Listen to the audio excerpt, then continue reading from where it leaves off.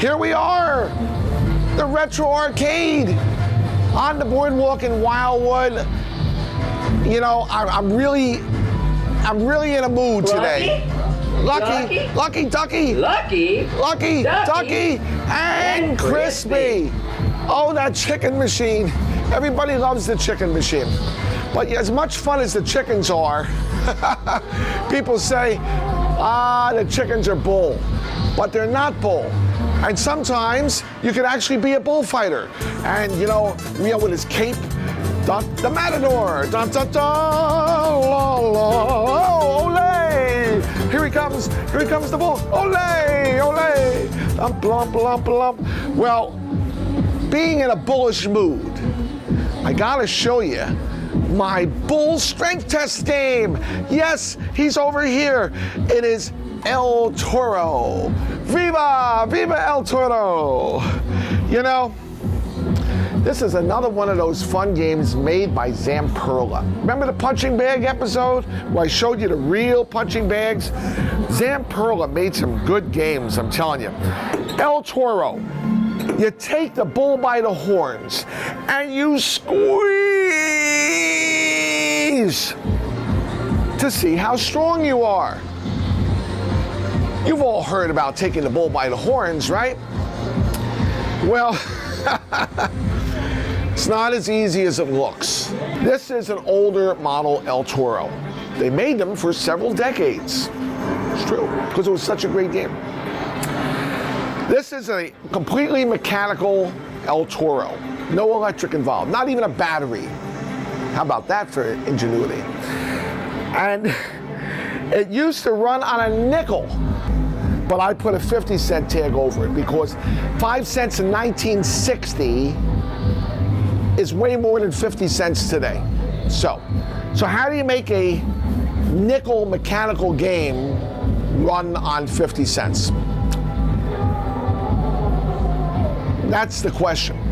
Well, first thing you gotta do is you gotta make your hole a little bigger, okay? Because a quarter is bigger than a nickel. And the original hole wasn't as big, so I had to make the hole a little bit bigger so a quarter would fit in the hole. Now, I hate to do stuff like that because I can't make it smaller again very easily. I could put a little shim behind it or something, but I needed it to be a quarter. After you insert your coins, you press this little button. And when you press the button in, you're actually activating the machine because there's a coin in there filling the gap for the button. The needle measuring arm will go down and you're ready to play. And then you squeeze the bull by the horns. Well,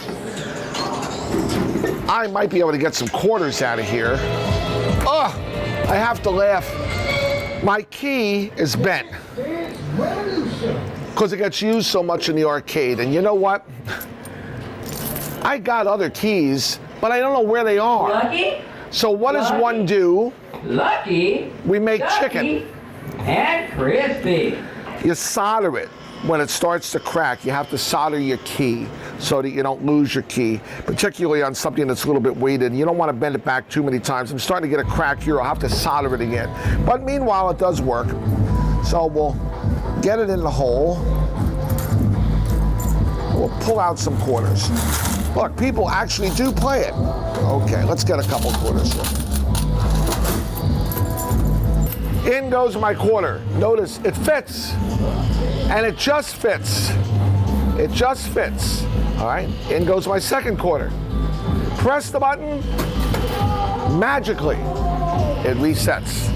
Size makes a difference where you can put a machine in an arcade. Height also makes a difference for visibility. Can I see over it? This is in a walkway. I want to be able to see beyond it. But the reason it's placed here is because I usually sit back in the arcade at the end of this line, down by that crane machine there, and I can watch when people come over to El Toro. Now, I usually have my microphone on for fascination, and one of the speakers for the public address system is right here. So people don't realize that I'm back there watching, and I'll see them put their coins in the machine, and of course, they don't follow instructions and push the button. So they'll stand there and they'll be like,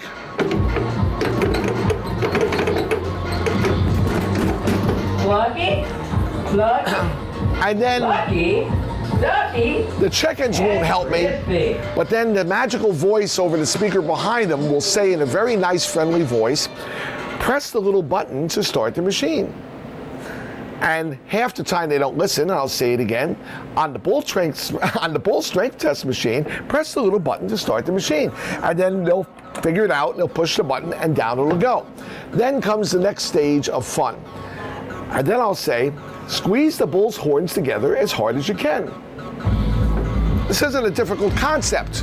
I mean, it's very simple. That's what you're doing. Grab the bull by your squeeze them. People can't do it. They're over here.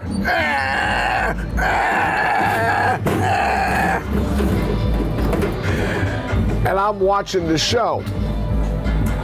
And depending upon who's doing it, I'll say, harder, harder, over the microphone. Squeeze, squeeze, just like you're on the toilet, squeeze. And I'll get them to laugh so that they can't do it. And then when they do it and they can't get it to budge an inch, I'll say, oh, you can do better than that. And they're looking around like, you gotta have fun in this business. So it really is hard to do. And you know what? Even for the video, I'm not going to strain myself, okay? Because I've done this too many times and it hurts your muscles across the chest, all right? And it just squeezes, you end up feeling it and it's like, and you watch the big guys do it and they tell them squeeze, squeeze, and then they hurt their chest and they're gonna walk away like this, like they're big shot, and I know darn well they're hurting.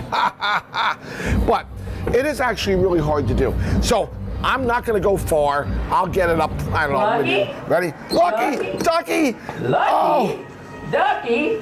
You know, and if I did it when the crispy. chickens were screaming, I probably would have got further. All right, here we go. Grab the bull by the horns and you squeeze, squeeze, squeeze. All right, so I got up to Don Juan. 70. Now, I did not strain myself. I do not have the pressure against my chest. So I survived the bull strength test. But there are people who can't get it to 10. They can't get it to suckling. And this is really, really pitiful. Big guys, big guys, they can't get it past 0. It's so funny. But there are some monsters who can get it all the way up, almost to the top. I don't think I've ever seen somebody get it actually to the top. Maybe it doesn't even go to the top. Maybe it does that just to fool you. Try again. But it goes pretty far. But as we pull around the machine, we'll try to take a look inside. And off comes the back door. Now, it's not very complicated. Really, I mean, seriously. What are you actually doing here? You're squeezing the bull down here. You're pulling a cable as you do it through different pulleys, all right? And you're pulling here this chain that is then going to move the finger that's going to go up. It's really pretty simple. So what is causing all this tension? It's a giant spring. Isn't that nice? Get this out of the way here. It's only a big spring that you're separating the spring. I mean, yeah, it's hard to do, but it's only a big spring. There's no hydraulics or anything of this nature. So when you pull the string and you pull the pulley to separate it back, the pulley will pull here. You see it going by? And crispy. Like that. Now, I'm not actually moving the finger because you get one shot. You got to pay again if you want to play again. So how do we do that? Over here is my coin mechanism. The coins come in and they go down this chute and they fill the gap down here. See the little button? I'm going to press the button. Can you see the button moving? If the coins were there, it would push the coin itself and then make this lever come down and push that up to start the game. So I'll simulate. I'll put some coins in for you. Find the hole. Now I push the button, watch the coins fall. coins fell out. Because this moved over, the coins fell down, and it's clear. So I can't play again. But now it's engaged. So when I pull this now, it's going to grab the teeth. You hear the difference in sound. Lucky, lucky, And then back. Now I can't pull it again. I get one shot because it's got a little ratchet finger. But that's all it is. Now I pulled it pretty far, so I had a little bell ring, as if anybody could hear that bell in here, with the chicken screaming and everything else making noise. But this is where it is. Now how far up did I get by doing that? Wow! I'm a artillery man, huh? Boy, oh boy, I'm even beyond that. I'm almost to a grenader. Very strong, very strong. But the bull strength test is one of these games that is a He-Man game. It's not for those wimpy kick the sand in their face guys on the beach. This is for those He-Men that come over and show you how strong they are. Because you know what? If they can show you how strong they are in the bull strength test, then they get all the pretty girls because they're the tough guy. See? Yeah. Okay. Well, this is the bull strength test game. I love it because it's simple. I love it because it is an early Zamperla that really measures your strength. This is true. The next guy who plays is playing against the same parameters, the same spring, the same mechanism, and you will see if he is stronger than you and be able to do it. See? If you get into a more modern one, you're going to have the computer program and the optic, and yeah, you'll have some kind of resistance, whether it's a spring or a hydraulic, but maybe it's got some kind of digital display that's not really going to show you the truth. But this one's a fact. That's a fact. So Zamperla made great games. It's pretty simple. The only thing they didn't do well was if you look in the bottom of the machine, you'll see all the quarters that have fallen inside the machine. lucky, ducky, Because and crispy. the coin disc is not covered, so when they shake the machine around, quarters fall over and they go down on the side. But that's all right. Someday, at the end of the year, I'll get my hand all filthy dirty and I'll get down there and I'll try to pick them out amongst all the dirt and the grime and the dust that goes along with it. So isn't that fun? The Zamperla boxing machine. Now, as we put it back together again, I will tell you one little tip, a little inside tip. So if you want to show off for your friends that you're a big man, you might have the edge. I'm not going to do it, I'm just going to show it to you. People don't use the laws of physics in their everyday living. It should be natural. People just don't think about it. So they grab the bull by the horns and they're gonna squeeze. Lucky, lucky, lucky. Get that pot ready, we're gonna have soup. And crispy. Leverage, my friend, leverage. Grab the horns as far over towards the end as you can. Hold it towards the end. Even though you might not have the best grip, hold it towards the end because you have more leverage. So little strength will go further. Not that it's going to make a huge difference, but if I hold it here or I hold it here, I'm going to do a lot better holding it down here than I am back here. People grab the ball over here. That's natural. Hold it back further. You'll get that extra little spoof of energy. And then people will think, you're really strong. And then you'll get the pretty girl. Is that a good idea?